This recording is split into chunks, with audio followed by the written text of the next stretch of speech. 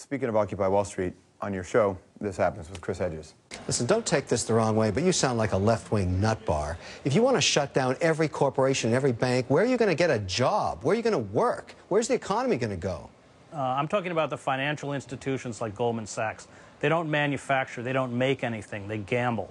Well, I see that you and Kevin could get into an absolutely huge argument here. I don't usually go on shows where people descend to character assassination. If you want to discuss issues, that's fine. But, I mean, this sounds like Fox News, and I don't go on Fox News. And there you go. What a compliment. I don't know that that's a compliment. No, what was that like when that's going on for you? So, you know, first of all, for me, nut bar is a term of affection. I didn't say nut case, I said nut bar. Well, that's the difference. My problem with Chris, and I still have that problem, is don't make suggestions that don't help the problem. Shutting down every bank and throwing them all in jail is not a solution to the problems we have. And I take offense at that because I'm part of that financial service industry.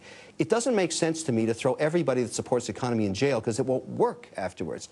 If you've got a constructive suggestion that could perhaps help us out of the jobs crisis or the debt crisis we have, I'm all ears. But I'm not a journalist, okay? You know that about me.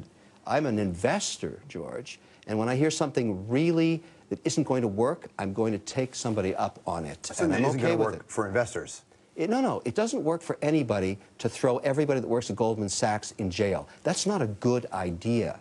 There's a lot of people that rely on Goldman to do banking, to build their companies, provide jobs for everybody that works. This is the start, though. This is. Don't you think there's an argument to be made that this is the beginning of people? I think the Seattle riots was the real beginning in this part of the world, where you're starting to see people look and go, wait a minute, this doesn't work. And sometimes, you're right, it'd be great to find a way to put a new limb back on, but sometimes you have to stop the bleeding first. And everybody's looking like this Wall Street situation isn't going to get better. But George, you got to remember something. The financial infrastructure of our whole economy and everything we do is the banking system. Yeah. If you rode here on a bicycle or you came in a Ferrari, you used a bank to get here because they funded the company that built those.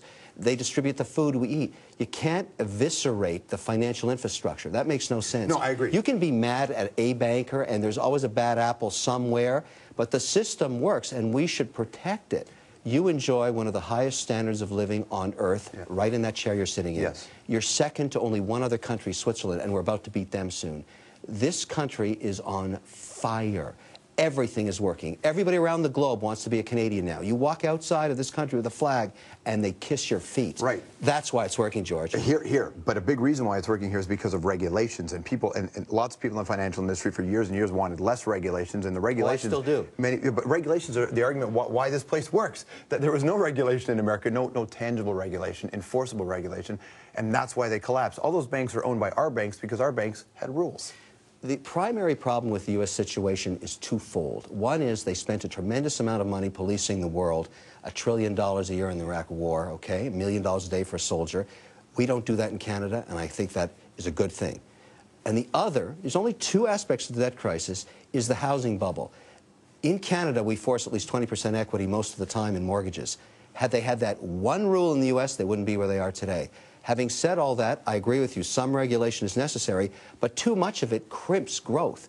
It stops economies, and that's what's happening in the U.S. There's so many regulations now, small businesses can't get started.